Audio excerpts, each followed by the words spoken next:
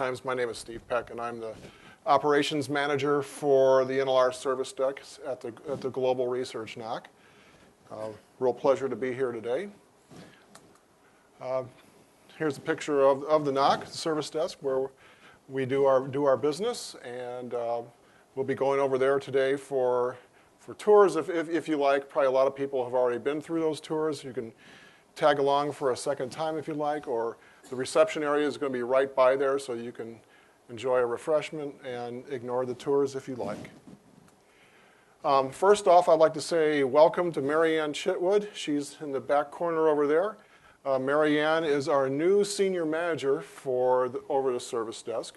Previously in that position was Jim Williams, and Jim's got plenty on his hands today about a couple of IR&C projects. So he's back doing the international stuff, and we thank Jim for all his time. He did an excellent job. And Marianne has been running the iLight network in the state of Indiana. She's got a lot of experience and a lot of good, fresh ideas, and we're excited to have her. So first thing I'm going to do is, just before I get into any kind of service desk enhancement, I want to just give you a rundown on some of the business activity reports. This is always something that I like to do to show just how busy NLR is. And this year we have some nice stories to tell. Post-upgrade, all that kind of stuff. So you've seen the availability statistics multiple times now.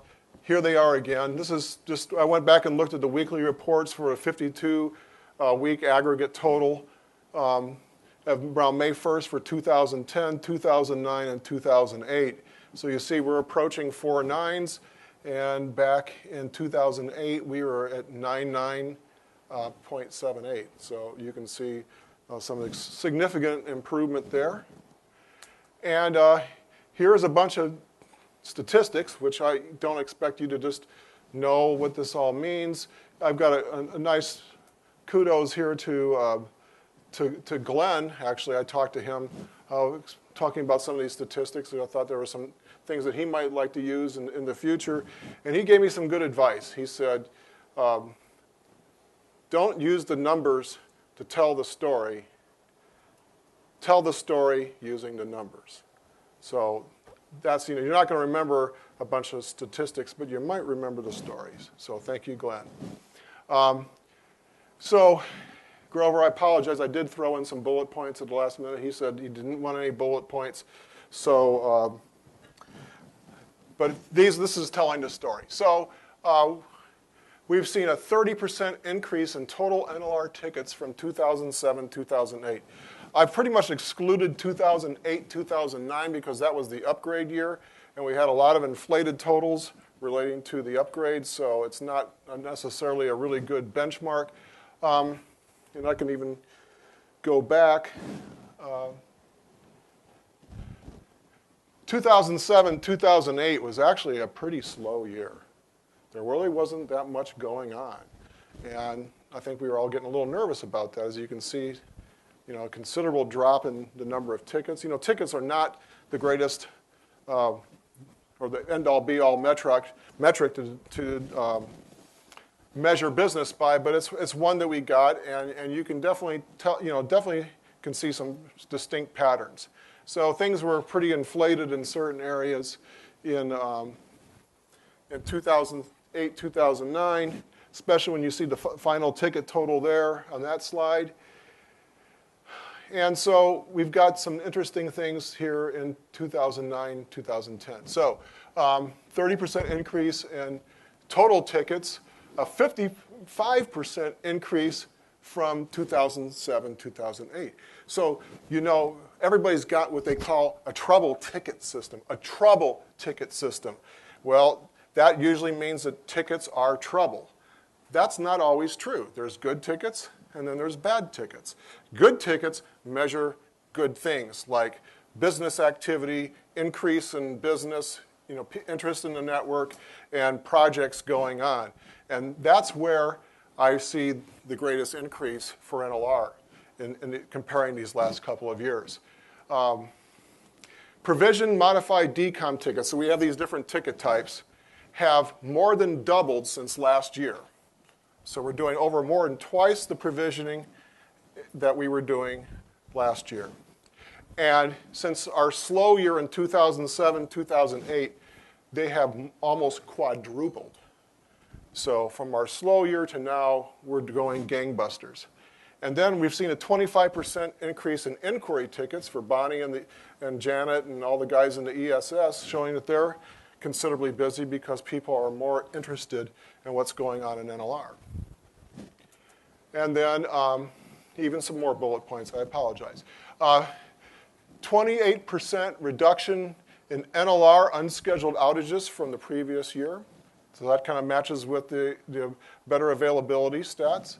And a 30% reduction in field service requests from last year. That makes perfect sense since we were doing an upgrade.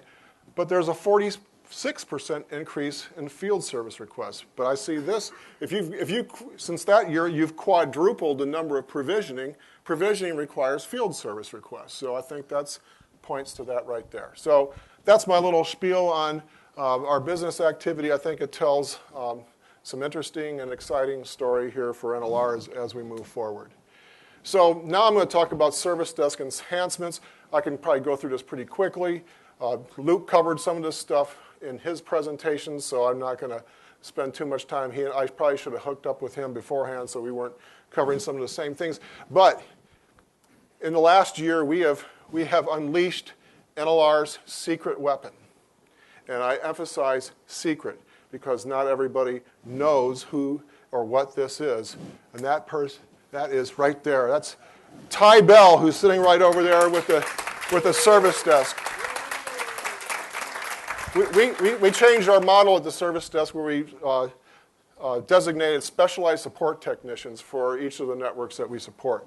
And Ty is our NLR SST, Specialized Support Technician, and he is just incredibly awesome and has made a significant contribution in many facets. I know Bonnie is nodding her head back there, and I know Ron considers him a good friend and all that kind of stuff. So he may not be in the spotlight very much, but he the man. We've also now have added additional resources to night shift to ensure that we have our focus on NLR completely covered.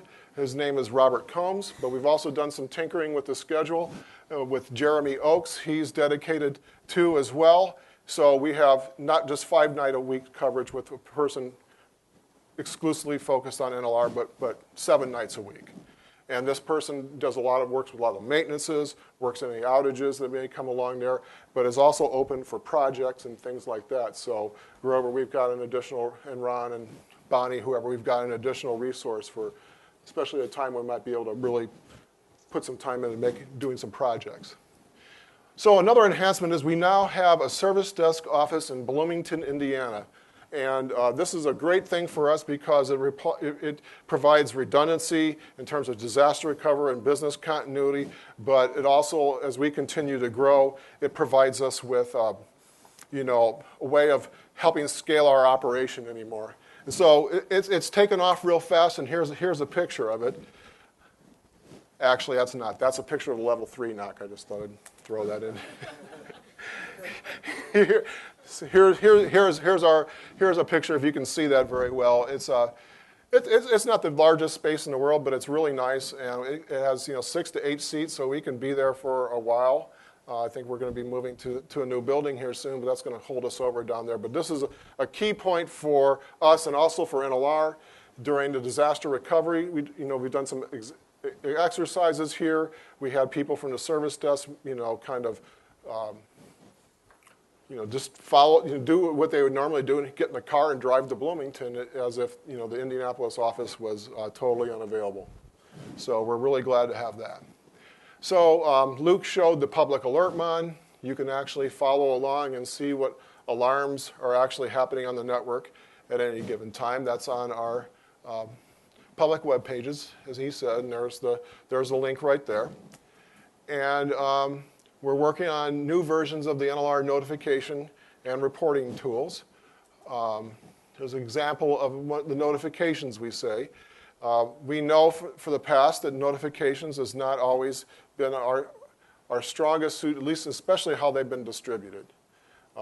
we're working within the new tool to have more, implement targeted notifications across all the layers of the network, so you're not getting bombarded on a broadcast list with anything and everything else that somebody's been doing. So if you have any suggestions on how we can do this better or the content in those, please let me know either after the presentation or later tonight or the course of the meeting here. And we're very, very open to that. And the weekly reports are found on the website at that URL there. Please let either myself or Luke know or anybody, some of the folks at Grover or whatever, about things you may like to see there that could be an enhancement or an improvement. So we're working on improving our internal and external documentation environment. We have a good server internal system internal to NLR. We like it quite a bit, but we haven't really developed it to its full capacity yet. And so this is just a snapshot of our internal documentation list. There's about 30-some items here. We have actually about 3 times more of that, so there's like 90-some documents there. But it's just one big, long list. And that's not always the easiest thing to find things. So we're trying to find more intuitive ways of presenting that information for our staff, but then also making as much as it makes sense to make these policies or some of the procedures public. So we're going to be evaluating that as we go forward, because we want to be able to provide information and help to the community, especially if you're looking for some ideas on how something's done. We have an expanded and working even more on an advanced training program. This is not the greatest picture, but we have a full-time supervisor dedicated to training. We kind of reorganized some of the duties of the supervisor. His name is Adam Williamson. He's not here today, but he does a lot of projects, but also is dedicated fully to training, especially working with new employees. But also between Adam and Ty, if there's like a major change in process or procedure or something really new with NLR, we have 4 different shifts, and either one of them will go there and do in-person training, and that's probably the best way to do that. We are investigating ways of doing some supplemental customer service training. And another technical idea that's just been talked about right now is collapsing alarms. Well, excuse me, this is something that we've done where we can collapse these alarms. An alert mon, because sometimes you get a long list of alarms and it's hard to wade through all that. This is a way of grouping them and collapsing them for ease of use. And then creating tickets from the AlertMon interface along with database integration. This is something that we've been talking about, and Luke's group is beginning to investigate some. So I just kind of threw these in here. But if you get an alarm and you see the device, you might be able to click a special button. It'll go interact with the database and pull all the information on what's related to that device or circuit, and then auto-create a ticket, which would be a way of, as Grover was saying, improvement in terms of automation, reducing the speed of time it takes to get things going, especially trying to improve the response time to outages. And please let us know how we can do, what we can do to help serve you better.